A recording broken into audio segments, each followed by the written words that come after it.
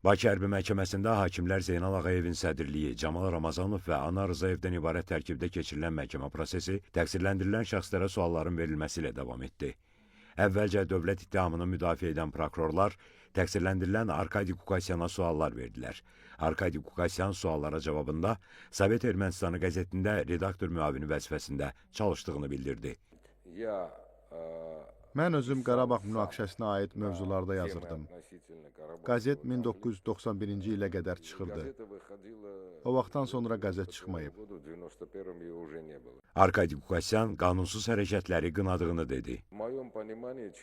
Mənim fikrimcə, yəni qadını, uşağı və ya ağıl insanı öldürən şəxs insan deyil.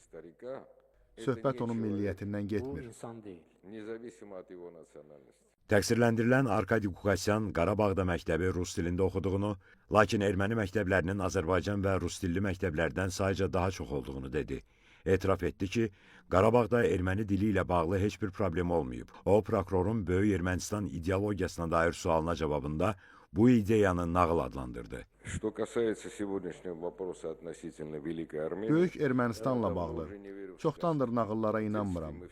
Böyük Ermənistan ideyası nağıldır. Mən real həyatda yaşayıram. Mən heç vaxt buna real yanaşmamışam. İş üzrə cinayətkar dəstənin üzvü kimi adı keçən Zori Balayanla 1993-cü ildə, Vazgen Manukyanla isə 1994-cü ildə tanış olduğunu dedi. Bildirdi ki, Robert Köçəryan isə onun rəhbəri olub. Arkadi Qukasyan Ermənistanın keçmiş prezidenti Robert Köçəryanla bağlı danışarkən dedi ki, 1988-ci ildə Qarabağda keçirilən qanunsuz mitinqlərdə əsas çıxışçı Arkadi Manukyanov olub. Robert Köçəryanın çıxışları yadımda deyil. Biz rus dilində təhsil aldığımız üçün mənim kimi onun da ədəbi erməni dili ilə bağlı problemi var idi.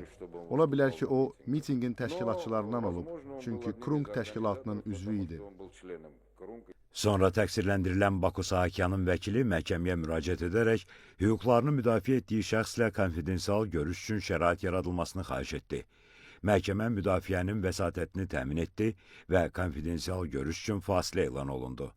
Fasilədən sonra təqsirləndirilən şəxslər Baku Sahakyan, Aray Karutunyan, David İşxanyan və David Babayana Ermənistan SSR-nin ərazisində və Azərbaycan SSR-nin tərkib hissəsi olan Qarabağda Ermənistan tərəfindən yaradılan, onun dəstəyi və rəhbərliyi altında fəaliyyət göstərən, cinayətkar birliyin özəyini təşkil edən qanunsuz silahlı birləşmələrin rəhbərləri və iştirakçıları, Ermənistanla, onun rəhbərliyi və yüksək vəzifəli şəxsləri ilə əlaqələri, fəaliyyəti, onların bu birləşmələrin fəaliyyətində iştirakı, habelə Böyük Ermənistan cinayətkar ideologiyası, Myatsun və Qarabağ hərəkatlarının məqsədi, habelə Krung təşkilatının funksiyaları, fəaliyyəti, müdafiə etdiyi ideyalar, qeyd olunan hərəkatlara rəhbərlik edən şəxslər və təqsirləndirilən şəxslərlə onların əlaqələri, Qarabağda təşkil edilən qanunsuz mitinqlərdə təqsirləndirilən şəxslərin iştirak edib etməmələri, bu qanunsuz mitinqlərdə çıxış edənlər, insanların mitinqlərə kim tərəfindən və hansı formada cəlb edilmələri, yaxud dəvət olunmalarına dair suallar verildi. Təqsirləndirilən Baku Sahakyan dövlət ittihamını müdafiə edən prokurorların suallarına cavabında etiraf etdi ki, Qarabağda silahlanma haqqında ilk çağırış qanunsuz mitinqlərdə olub. O, kəndlərdə və şəhərlərdə silahlanmanın olduğunu dedi. Silahların bir hissəsi dislokasiya olunmuş Sovet hərbi hissələrindən idi. Bundan başqa Ermənistandan da silah tədarükü var idi. Silahlanma ilə bağlı əsas istiqamətlər bunlar idi. Ardınca təqsirləndirilən David İşxanyan dövlət ittihamını müdafiə edən prokurorların suallarını cavablandırdı. Təqsirləndirilən Aray Karutunyan dövlət ittihamını müdafiə edən prokurorların suallarına cavabında dedi ki, Qarabağ hadisələri başlayanda 14 yaşı olub.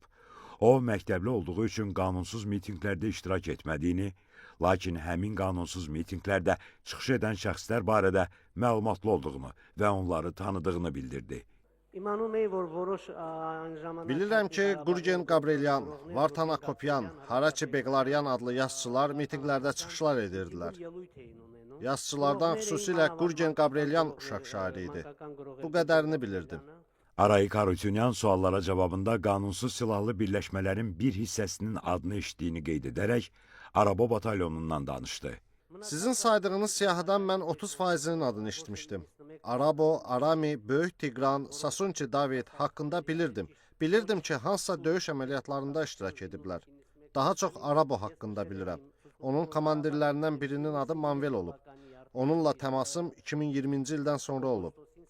Təqsirləndirilən David Babayan dövlət ittihamını müdafiə edən prokurorların suallarına cavabında qondarma rejimin ordusunun müxtəlif silahlı birləşmələrin birliyindən qurulduğunu, lakin özünün həmin proseslərdə iştirak etmədiyini dedi. O, Arayik Harutyunyanla 1990-cı ildə tanış olduğunu bildirdi.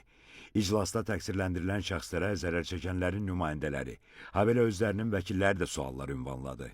Növbəti iclas martın 13-nə təyin olundu. Proses təqsirləndirilən şəxslərə sualların verilməsi ilə davam etdiriləcək. Qeyd edək ki, təqsirləndirilənlərin hər biri bildikləri dildə tərcüməçi, habelə müdafiələri üçün vəkillərlə təmin olunub. İclasda zərər çəkmişlərin bir qismi, onların hüquqi varisləri və nümayəndələri, habelə dövlət ittihamını müdafiə edən prokurorlar iştirak edirlər.